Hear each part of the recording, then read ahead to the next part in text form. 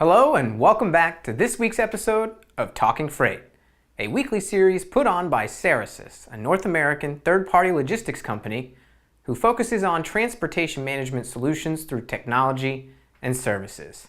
As you know, with each episode, we want to give shippers some information that they can take back to their organization and apply immediately. We just wrapped up our Less Than Truckload series, and today we embark upon our Inbound Freight Management, or also known as Inbound Logistics series. So over the next few weeks, you'll get a lot of good information about better managing your inbound freight. Now, when it comes to inbound freight, one of the first things that any shipper needs to do, any organization who has inbound freight and works with many vendors, is to create a vendor routing guide. So we'll talk about the 7 easy steps to create an inbound vendor routing guide. So the first one is you have to assess your current guide, or you may not have one at all.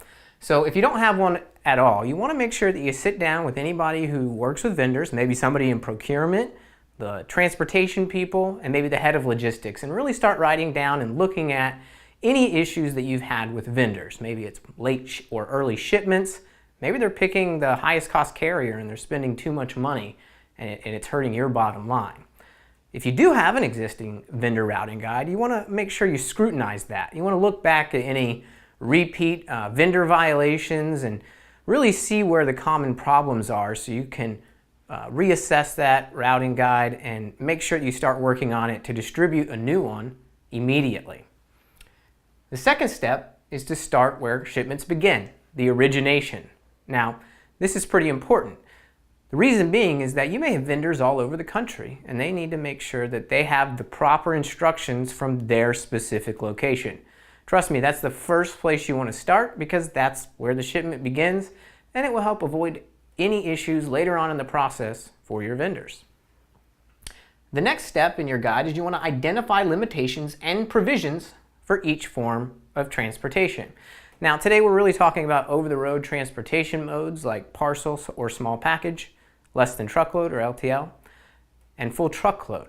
So when it comes to those, different carriers have service capabilities. Maybe it's various transit times, maybe there's regions they don't go into, maybe they might take some freight and do some pull point distribution. So you need to understand your carrier characteristics and you need to communicate that to vendors. And that will allow them to avoid any issues because you can put together instructions that really puts them in a proactive mindset where they are armed with the knowledge, and it allows them to get the right carriers who can get your product to you on time because your manufacturing department might have a deadline when it comes to producing a product. So any issues in shipping or service capabilities that you already know can really help you avoid issues down the rest of the supply chain. Number 4. This is pretty important. You want to note shipment volume and weight issues. So when you have a bunch of vendors, they may be shipping different products, different modes, and so you really need to put into these 4 categories the various weights and volumes. The first one is 0 or probably 1 pounds to 150, and that's usually with small package or parcel shipping. You then also have kind of bulkier items that don't quite hit the LTL threshold from 151 to 5,000. The third category is 5,001 to 12,000, and then the final category, 12,001 and up. So what that allows you to do is to give instructions at each of those modes, which carriers they should select, and which mode they should have. It also allows you to give instructions by not only those 4 categories, but put in further notes such as cost savings measures. So maybe a vendor of yours is going to ship to you and they're able to hold back several packages to create an LTL shipment because you don't need it in time and you have multiple orders. So the LTL could be a little more cost effective over the long haul for those consolidated shipments. So that just allows you to give further instructions for cost saving measures and to make sure that they're using the right mode and what to do in each mode. Number 5, make it verifiable and use cross-checking matrices. Now this is probably one of the hardest things to do, at least manually, for any shipper, is when they do start shipping, how do you know they're actually selecting the right carrier that you ask them to do? Do you have any sort of way to check that in between shipments? You may not. So If you don't, then you need to get a system in place that allows you to really analyze the vendor shipping. So make sure you cross-check and have a system in place to do that and hold them accountable. Number 6, once you do create the vendor routing guide, you want a way to distribute that content to your vendors. Now, mailing it is probably not the way to go these days, because by the time it gets to them or you have a bunch of paper, the routing guide may be obsolete. So really suggest you sending it to them via electronic mail, email, by PDF, or maybe in a web-based program like Dropbox or Google Docs. So definitely get that out to them as soon as possible, communicate it, and communicate it. Number 7, you also want to communicate it often.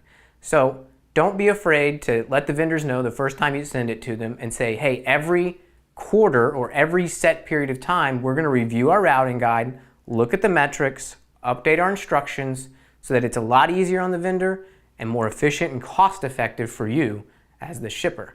So update that routing guide and make sure you get it out to them frequently. And then finally, as a bonus, a lot of this stuff can be made much simpler if you lean on technology. A lot of the modern transportation management systems out there already have set rules and limitations for things like carrier selection. They store the freight classification so there's no issues, and the vendor is making sure to choose the right class for the products they're sending to you.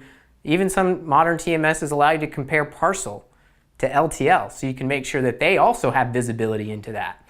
And when you can combine a vendor management module within your TMS and they're the same system and all of that data is being put together, it becomes a lot easier to score carriers, to score vendors, and so you're not really stuck in the weeds of process of shipping. You're having a more substantive, data-driven conversation that leads to collaboration on how to continually improve and ultimately save money in your transportation department. So that's the 7 easy ways to create an inbound vendor routing guide. There's definitely a lot more detail that goes into that, and we want to give it to you. So make sure you check out the description of this video. We're going to give you a link to a longer blog post about this to get more detail. You can also check out in that blog our inbound freight category. We have a lot of different content around inbound freight, and we're going to highlight some of that over the next few weeks here on Talking Freight.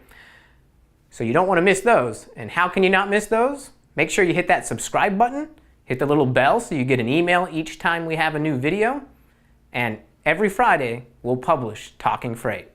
Thanks for joining us this week. We hope you have a great weekend, and we'll see you next week.